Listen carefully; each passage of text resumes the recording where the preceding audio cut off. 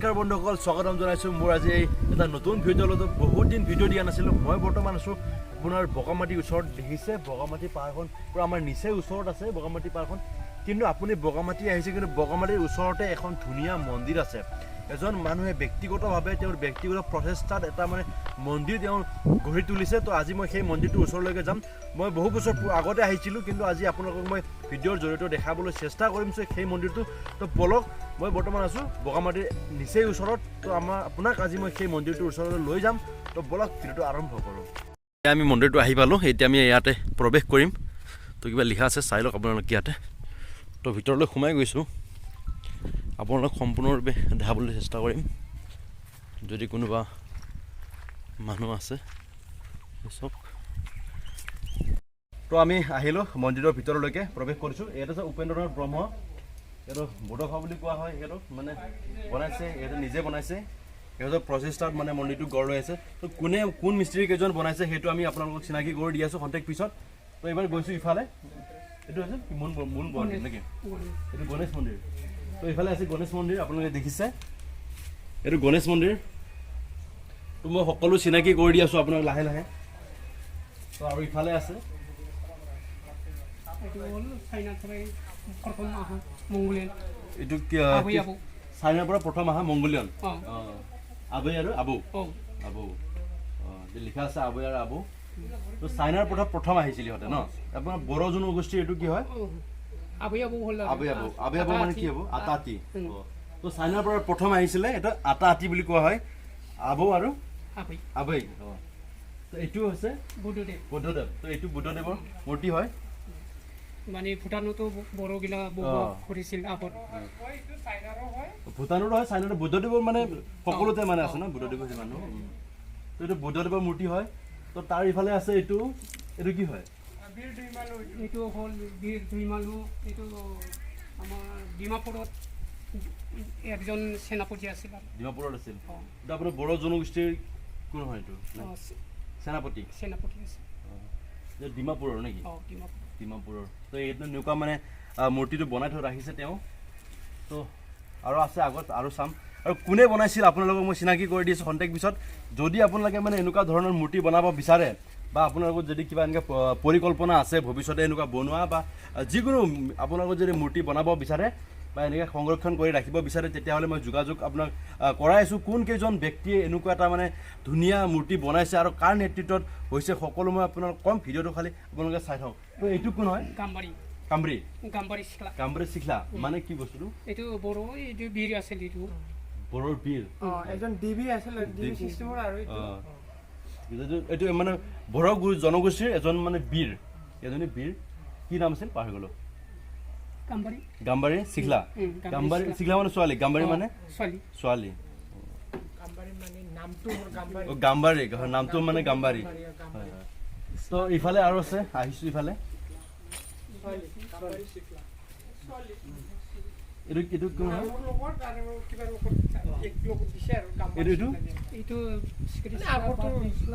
চিখৰি চিখলা। এইটো মানে কোন হয় আপোনালোক বড়ো বিলাকৰ? এইটো মানে আগৰ বীৰ নিচিনা আছিল না। এইটো মানে বড়ো জনগোষ্ঠীৰ মানে পুৰণি বীৰ বুলি ক'ব পাৰি, বীৰংগনা। যেনেকৈ আমাৰ যেনেকৈ জয়মতী আছিলে, তো তেনেকুৱা আৰু এইটো তেনেকুৱা। তো ধুনীয়াকৈ মানে মূৰ্তিবিলাকখন সংৰক্ষণ কৰি ৰাখিছে বড়ো জনগোষ্ঠীৰ যি মানে পুৰণি বীৰ বীৰাংগনা, লগতে তেওঁলোকৰ যি পূৰ্বপুৰুষৰ যি মানে আপোনাৰ চাইনাৰ পৰা যিবিলাক আহিছিলে বড়ো জনগোষ্ঠীৰ, মানে সেই মূৰ্তিবিলাক তেওঁলোকে মানে সংৰক্ষণ কৰি ৰাখিছে নিজা প্ৰচেষ্টাত, ব্যক্তিগত খৰচত। তো আৰু আহিছোঁ ইফালে আগবাঢ়িছোঁ। এইজন মানে কোন হয়? উৰ্বশী চিখলা। এইজন মানে কোন হয়? উৰ্বশী চিখলা এইজন মানে বীৰাংগনা হয়। এজনৰ মানে বড়ো জনগোষ্ঠীৰ এজন মানে বীৰাংগনা হয়। আমাৰ যেনেকৈ জয়মতী আছিলে, তো তেনেকুৱা এজন একেই হয়। তো এইজন মানে সেইজন যেনিবা এতিয়া নাচনীত যেনিবা বিহু কিবা যে আছোঁ যেনিবা এইটো আমাৰ বৈশাগু চিখলা হয়। নাচনী মানে সহজ ভাষাত ক'ব গ'লে আপোনাৰ নাচনী ছোৱালী, মানে তেনেকুৱা ধৰণৰ কথা আৰু। তো ইফালে আহিছোঁ, এইফালে আহিছোঁ। এইটো চিকনা জহলাও, বড়োৰ বীৰ। তো এইজন হৈছে বড়োৰ মানে ব্ৰিটিছ টাইমত মানে বীৰ আছিল ব্ৰিটিছ টাইমত এজন মানে বীৰ আছিলে বড়ো জনগোষ্ঠীৰ তো এইটো মানে ঘোঁৰাটো আকৌ অকলে কিয় থৈ দিছে এইটো তাৰে দুটা আছিল জোৰা দুটা ঘোঁৰা মানে জোৰা সেইকাৰণে মানে থৈ দিছে তো আৰু বিভিন্ন ধৰণৰ মানে মূৰ্তি আছে ইফালে আছে ইফালে হনুমান মন্দিৰ আছে আমি দেখাইছোঁ আহক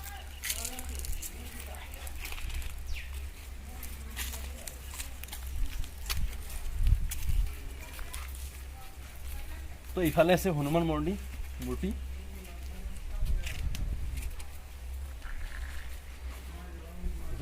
হনুমানৰ মূৰ্তি আছে ইয়াতে হনুমানৰ মূৰ্তিৰ তলত মানে শিৱৰ লিংগও আছে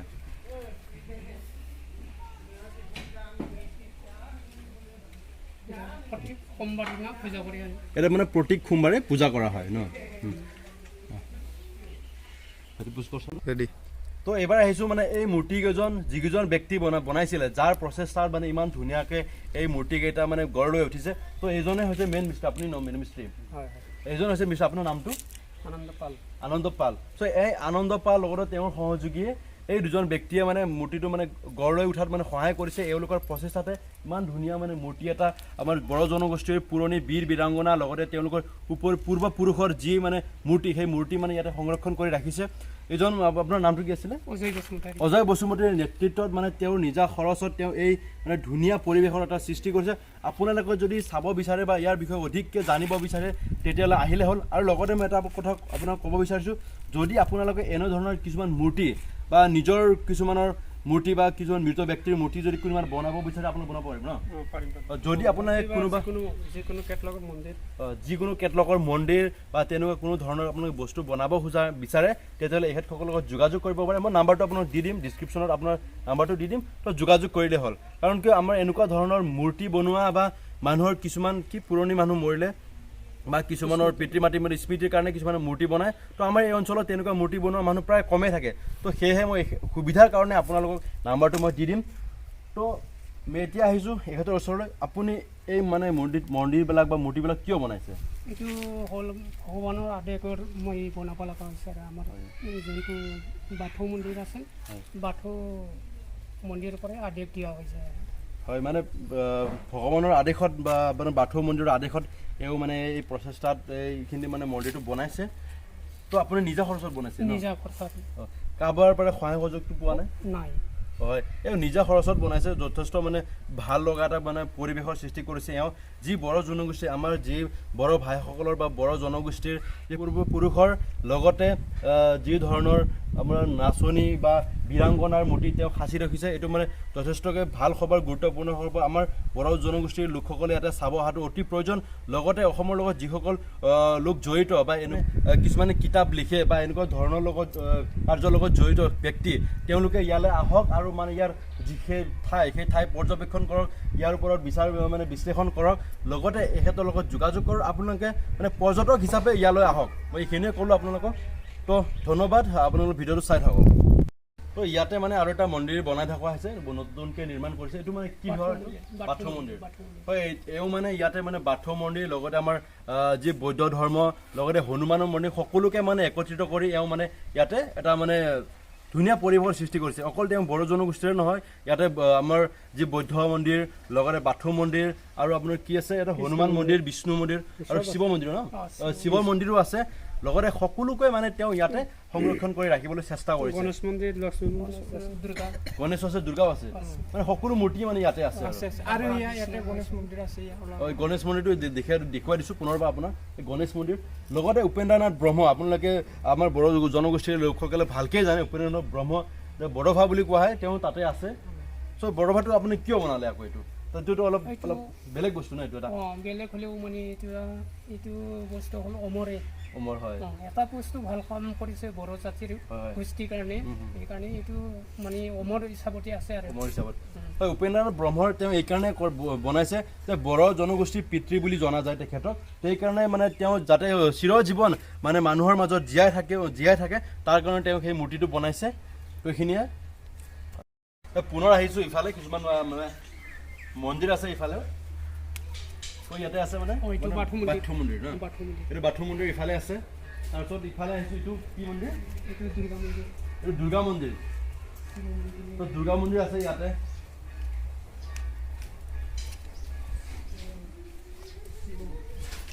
এইটো শিৱ মন্দিৰ হয় ইয়াতে তো শিৱ মন্দিৰ আছে ইফালে কিবা আছে নেকি এইটো মনসা দেৱী মন্দিৰ আছে দেখাই দিছোঁ মানে গোটেই ঘৰৰ পৰিৱেশটো আপুনি মন্দিৰ পাব আৰু চাৰিওফালে মন্দিৰ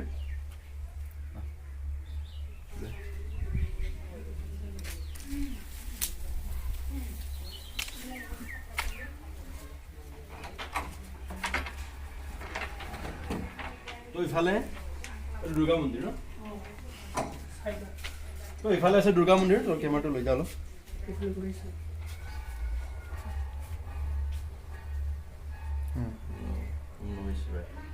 দুৰ্গা মন্দিৰ তো ইফালে আছে চব মন্দিৰ আপুনি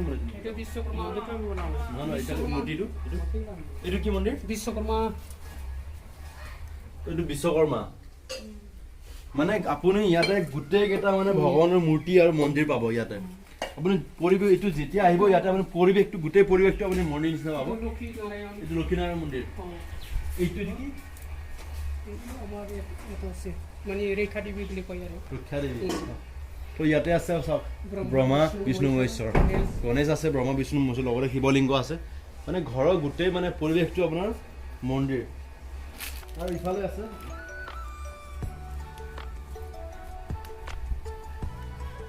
ইফালে আহিছোঁ এবাৰ এইটো কি হৰিণা না হৰিণ এইটো হৰিণ চব কি ধুনীয়াকৈ ধৰিছে শিৱলিংগ কি ধুনীয়া পৰিৱেশত মানে শিৱলিংগটো আছে মানে তো ইয়াতে মানে ভেকুলীৰ মূৰ্তিও আছে তো ভেকুলীৰ মূৰ্তি কিয় থৈ দিছে আমি জানিব বিচাৰিছোঁ তো ভেকুলীৰ মূৰ্তিটো কিয় আছে মানে মানুহক বৰষুণৰ কাৰণে দৰকাৰ এইকাৰণে পূজা দিব লগা বাধ্য হৈ যায় বৈহাগত মানে আমাৰ কি এটা মানে লোকবিশ্বাস অনুসৰি যেতিয়া মানে বহাগত বৰষুণ নিদিয়ে সময়ত আমাৰ মানে কি ভেকুলীক পূজা কৰে প্ৰায় আপোনালোকে গম পায় বৰষুণ যেতিয়া মানে অভাৱ হ'ব তেতিয়া আমাৰ কিছুমান মানুহে মানে বৰষুণক ভেকুলীক পূজা কৰে তো পূজা কৰিলে মানে বৰষুণ দিয়ে বুলি লোকবিশ্বাস আছে তো বৰষুণৰ কাৰণে মানে ইয়াতে পূজা কৰে ন তো এইটো মানে ৰাখি থৈ দিছে ভেকুলী দুটা তো যেতিয়া মানে বহাগত বৰষুণ নিদিয়ে তেতিয়া মানে ইয়াতে পূজা কৰে আৰু পূজা কৰিলে বৰষুণটো আহি যায় ন তো এইটো হয় আমি প্ৰায় পাই আহিছোঁ যেতিয়া বগামাটি আহিব তেতিয়া বগামাটিৰ ওচৰতে আপোনাৰ নিচেই ওচৰতে আছে আপোনালোকে এই মন্দিৰটোৰ কথা যদি আপুনি বগামাটিৰ স্থানীয় ৰাইজক সোধে তেতিয়াহ'লে আপোনালোকে নিশ্চয় তেওঁলোকে কৈ দিব মন্দিৰটো ক'ত আছে তো আপোনালোকে ইয়ালৈকে আহক ধুনীয়া এটা পৰিৱেশ আপোনালোকে সকলো ভগৱানৰ মূৰ্তি ইয়াতে পাব লগতে আপোনাৰ বড়ো জনগোষ্ঠীৰ যি পুৰণি বীৰ বীৰংগনা লগতে আপোনাৰ বড়ো জনগোষ্ঠীৰ যি ঐতিহাসিক কিছুমান ঘটনা সেই ঘটনা ইয়াতে মানে বিজড়িত হৈ আছে আৰু এই সকলো মানে বস্তু তেওঁ মূৰ্তিৰূপে ইয়াতে নিৰ্মাণ কৰিছে তো আপোনালোকে বগামাটি যেতিয়া আহিব তো এই মন্দিৰটোত আপোনালোকে এবাৰ সোমাই যাওক যথেষ্ট ভাল লাগিব আৰু ভিডিঅ'টো চাই থাকক চেনেলটো ছাবস্ক্ৰাইব কৰি দিয়ক ধন্যবাদ